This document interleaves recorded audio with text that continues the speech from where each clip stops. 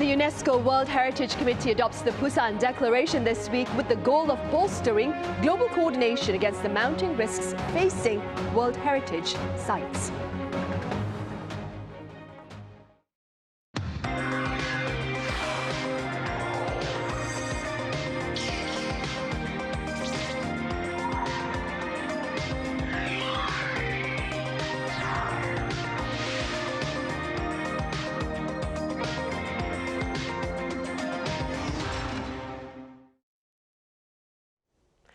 Hello and welcome to Press Perspective for this Tuesday, July 21st here in Seoul. I'm Min Sunhee.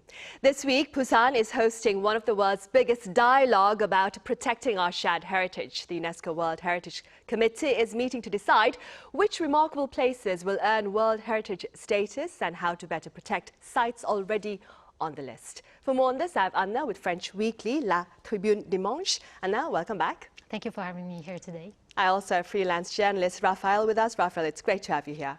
Thank you. Good to be back.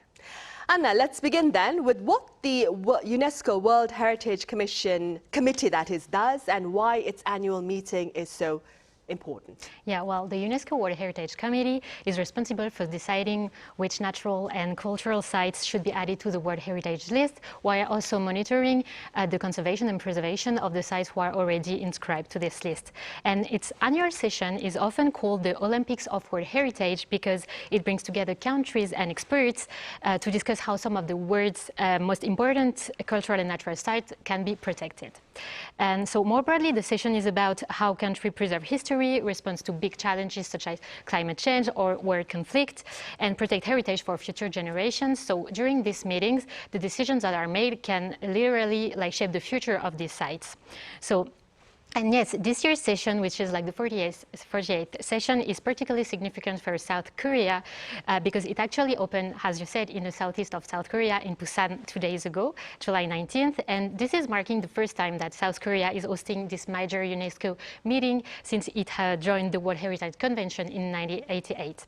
So during this session, around 3,000 participants from about 200 member states, international organizations, and non-governmental groups are expected to attend during the 10-day session.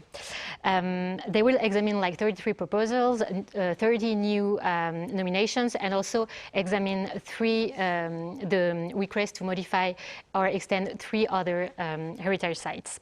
So one of the key proposals under discussions is South Korea's skateboard, also known as Korean tidal flats, because in 2021 the site was inscribed with 4 tidal wetlands components for the unique coastal ecosystems, and now they want to add 4 more wetlands along its coast. And another closely watched issue is Japan's Saru mine site, added to the World Heritage List in 2024.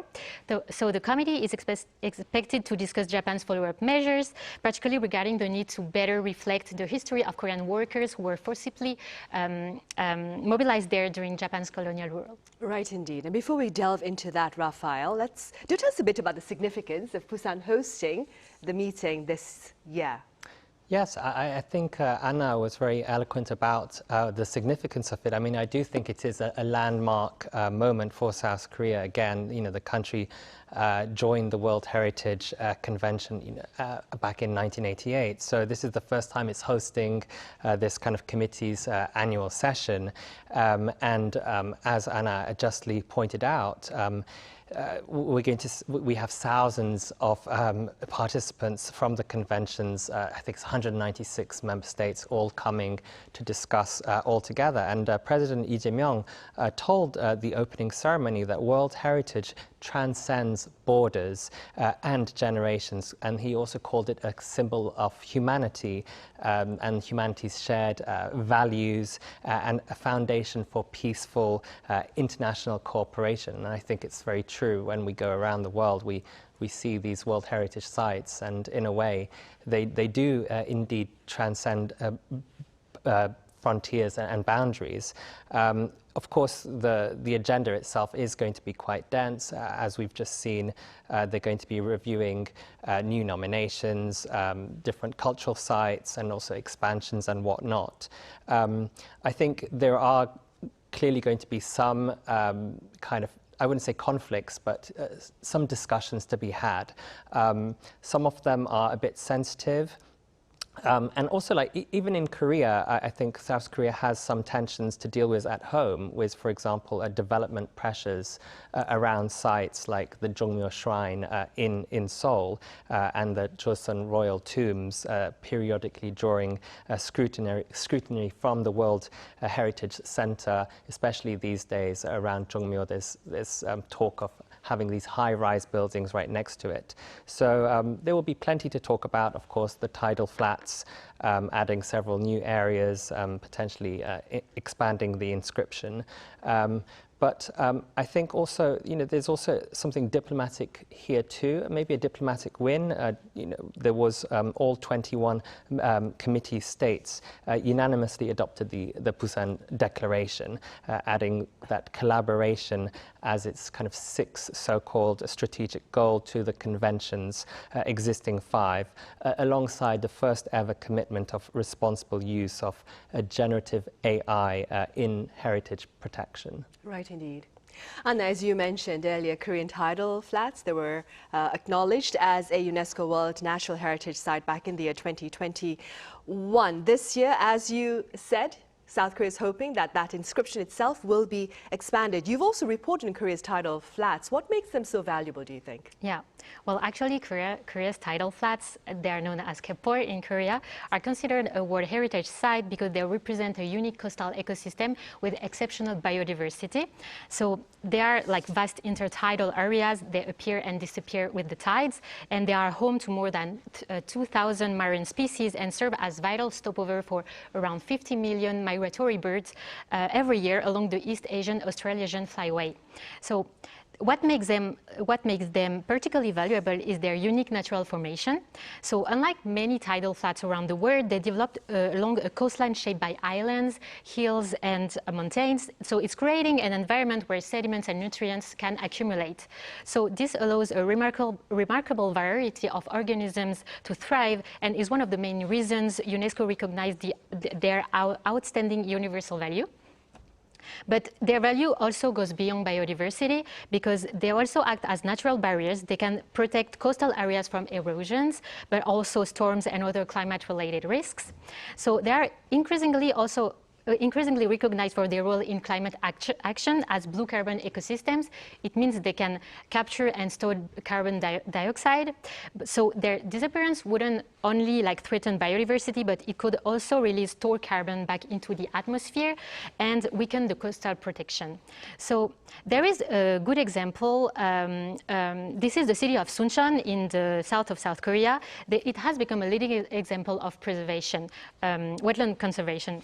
So they had long-term restoration efforts, and they focused on migratory bird habitats, especially the hooded crane. And the city has shown how protecting these ecosystems can go hand in hand with sustainable ecotourism and local development.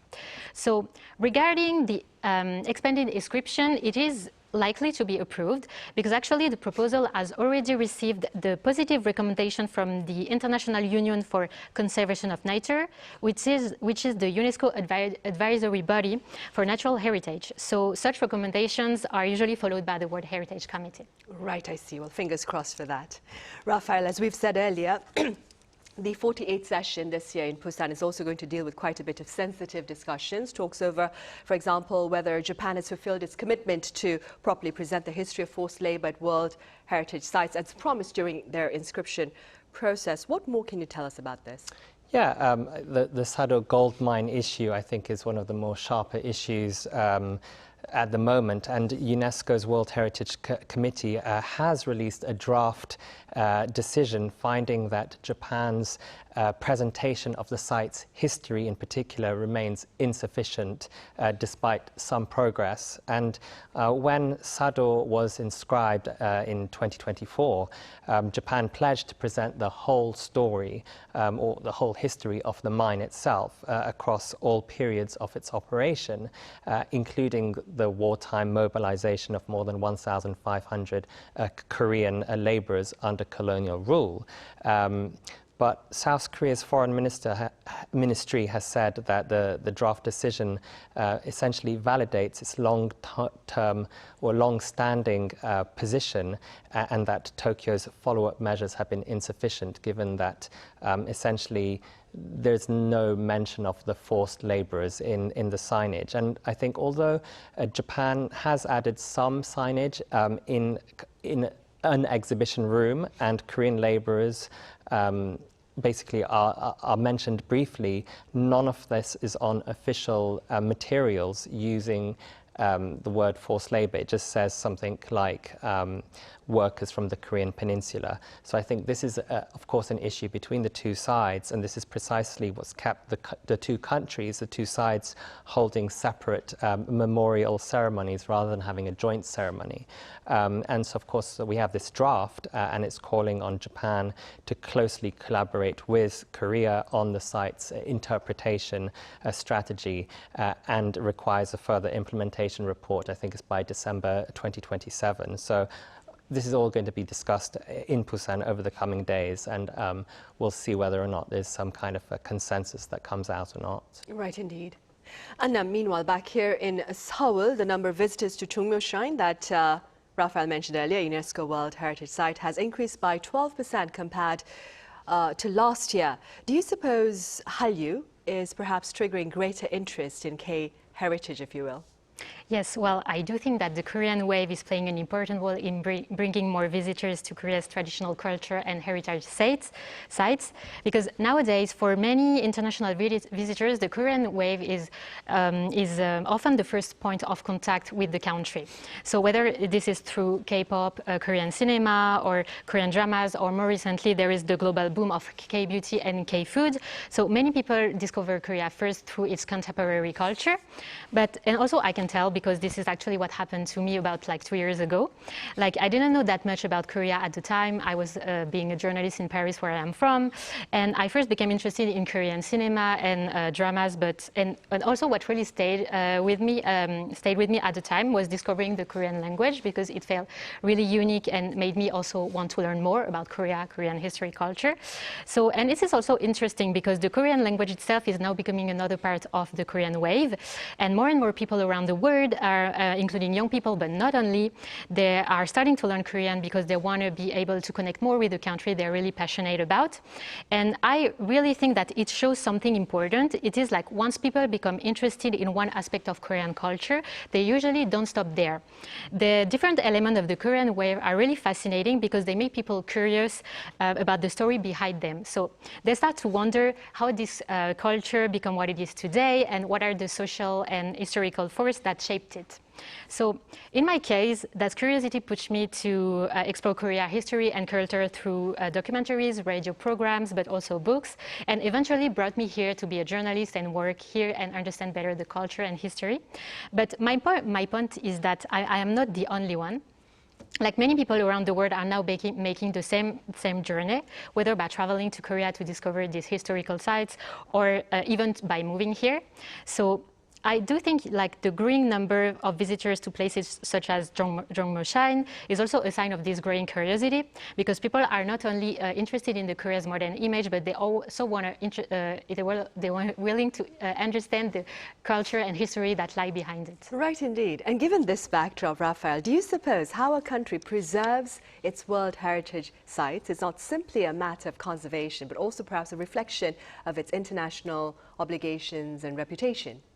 Yeah, I mean, I think it's certainly both. I think if we look at for instance, the petroglyphs along the Bangucheon stream, we can see what's going on, these two different concepts. The petroglyphs, of course, were inscribed as Korea's 17th, I believe, UNESCO World Heritage, exactly, I think it was a year ago, in July 2025. And at the time, the committee attached conditions that Korea was asked to report on the progress of the nearby Sayeon Dam and formalize the role of the local community, of how they would be managing the site, basically preserving the site, and also keep the World Heritage Center informed of any developments that could potentially affect its kind of outstanding value.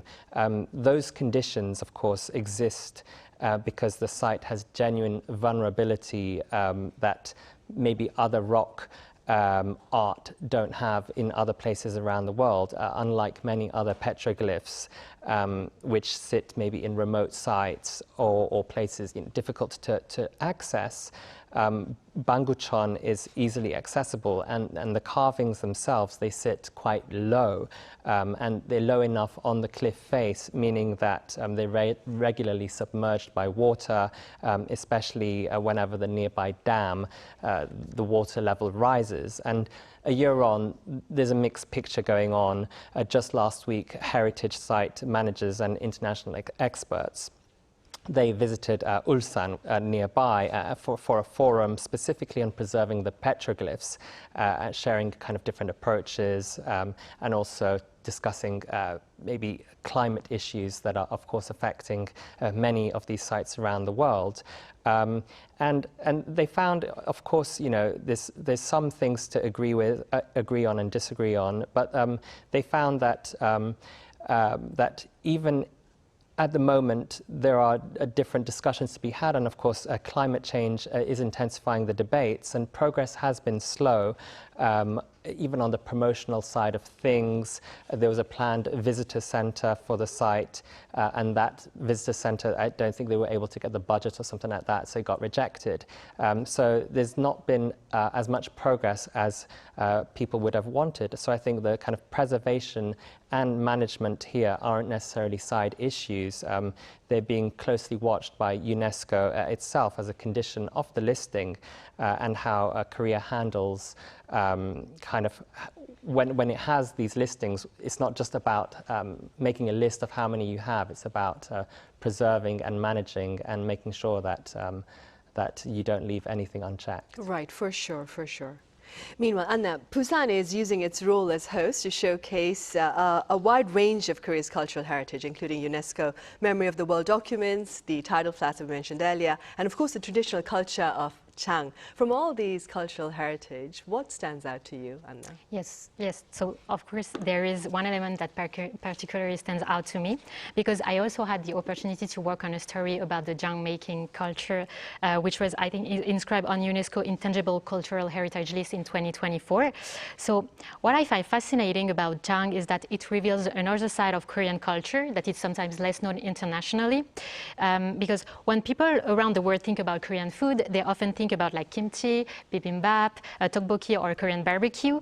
But behind these famous dishes, there is much more deeper culinary culture, and Jang is really at the heart of it. So basically, like Jang refers to a family of fermented sauces and pastes made mainly from soybeans. So we know the three Jangs, doenjang, kanjang, and gochujang. But what makes it really special is that it's not only about food; it's about knowledge and traditions that passed down through generations. So when I visited Master Ki Sun-so's traditional Jang making workshop in Tamyang, what really struck with me was the relationship with time, because I remember tasting like a traditional Korean soy sauce kanjang that had been aged for several years, and you could really feel like the strong and deep taste and you could really feel the long-lasting fermentation process. So what was even more fascinating, it was discovering that some of the fermentation jars used for Jang making culture were more than 30 years old and had survived major periods of Korean history, including Japanese colonial rule and wars. So I think this is exactly what makes Jang such a meaningful example of UNESCO heritage, because heritage, it's not only about preserving ancient buildings or historical sites, it is also about protecting living traditions that carry memories of the past and continue to shape the people's identity today. So for me, Jang perfectly illustrates that behind Korea's global popularity priority lies a much more deeper history and a rich cultural heritage waiting to be discovered. Right, a tasty heritage, of course. Raphael, Busan itself, the southern port city, it's seeking UNESCO World Heritage inscription by the year 2030 for its wartime capital heritage. I understand you're part of a press tour to these sites. Could you tell us a bit about your observations on the ground? Yeah, so there are essentially 11 sites in Busan, and they're calling it the Wartime Capital Heritage. And it's a bid that Busan is trying to bring together to recognize these former wartime historical sites, basically all together as one heritage, one listing for 11 different sites. And I visited, there was former presidential residence that was used temporarily as the presidential residence during the Korean War. There was also a cattle shed that served as a refugee settlement. There was a bridge that served as a reunion place for kind of family reunions and gatherings, especially when there weren't really any telephones or internet back at the time. Also, the UN Memorial Cemetery is also there. So essentially, the city is bringing all these sites together and saying it's not necessarily about the beauty or these kind of grand monuments. It's about how a city functioned, improvised, and also held together when it briefly became basically the entire country's last refuge during the Korean War. So Busan is pursuing this UNESCO inscription, and they put this kind of nomination back, I think it was a few years ago, and they're looking to hopefully get this nomination submitted in 2029 and hopefully be inscribed by 2030. And of course, having the committee or the entire of the world's committee in Busan right now is a good way to showcase the city and hopefully get that inscription very soon. Right, for sure that is. I'm afraid that's all the time we have for this edition. Thank you so much, Raphael, for your time and your thoughts. Thank you very much. Anna, thank you very much for your insights. Thank you very much. Right, that ends this edition of Press Perspective. Thank you for watching. Do join us again same time tomorrow.